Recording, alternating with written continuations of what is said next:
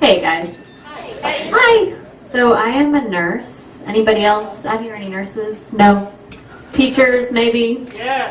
Thanks. Social workers, doctors, anything like that? Oh man, I was like really hoping to count on you guys, because this is a story for people who are doing these things because they're trying to make a difference, and sometimes you can relate to that feeling, how it is when it doesn't work out just like you expect. So anyway, I used to think that prison was the holy grail of public health. So after school, I went out and got a job working as a nurse in a federal correctional institution for women, and I was going to be a crusader.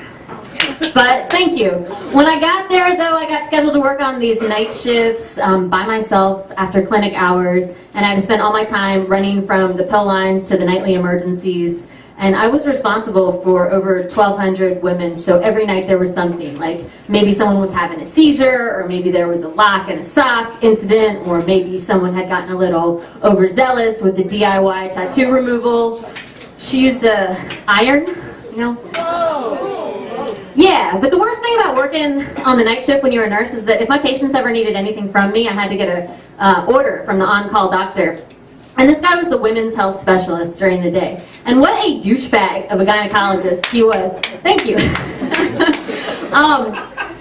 My very first day working there, he got headbutted by one of his patients during her exam. And after I got to know him a little better, I was surprised he didn't get headbutted every day. Because he just thought they were all liars, and he treated them that way. So his clinical notes were all worded like, inmate alleges vaginal itching and discharge, or inmate alleges that she is on her menses. So a lot of the providers that I worked with were like that, though, just rotten and cynical.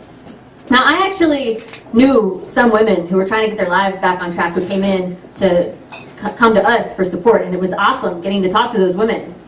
But there were also other women who came in trying to hustle us for narcotics, and then weirdly, women who came in trying to hustle us for Benadryl. Because prison is stressful, there's just not a lot of different ways they can relax and unwind, so I had patients who just continually were having these very dramatic allergic attacks. And when an inmate plays the allergy card, no matter what, you have to go, because it is possible to die from anaphylaxis. But every time I'd get over there, it'd just be one of the same ladies, like, scratching like crazy at her invisible hives, freaking out like, I had no idea there was onions in tuna fish salad. And I'd be like, really? Because the same thing happened last week when you ate tuna salad. But anyway, I'd give her the Benadryl. But I was not living up to my public health ideals. No, not by a long shot. And some of that was because of inmates pretending to be sick, but much more so because of my coworkers who were pretending to be sick. Apparently, you do not have to show up to work all that often to get those good government benefits, so we were always extremely understaffed. And yet, my coworkers never ceased to bitch about how deviant these women were. Like, there is nothing wrong with that woman. You know you can't believe a word they say. Oh, by the way, I have to call out on Friday. My sister's in town. Right? So, anyway.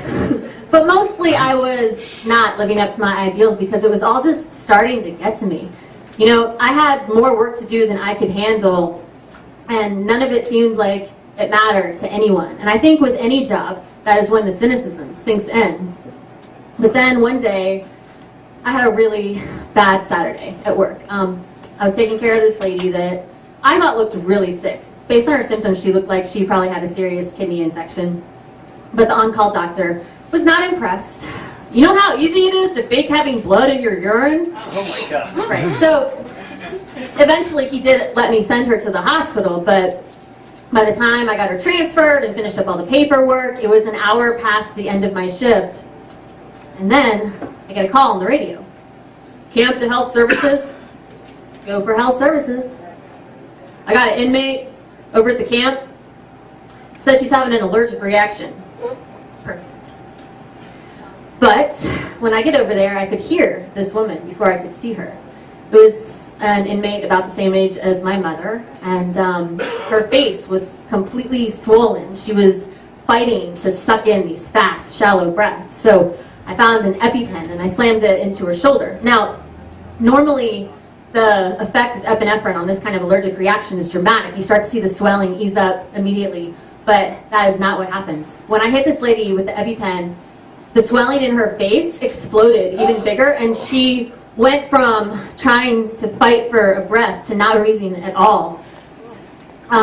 It turns out that this woman was actually allergic to EpiPens. I know that sounds crazy.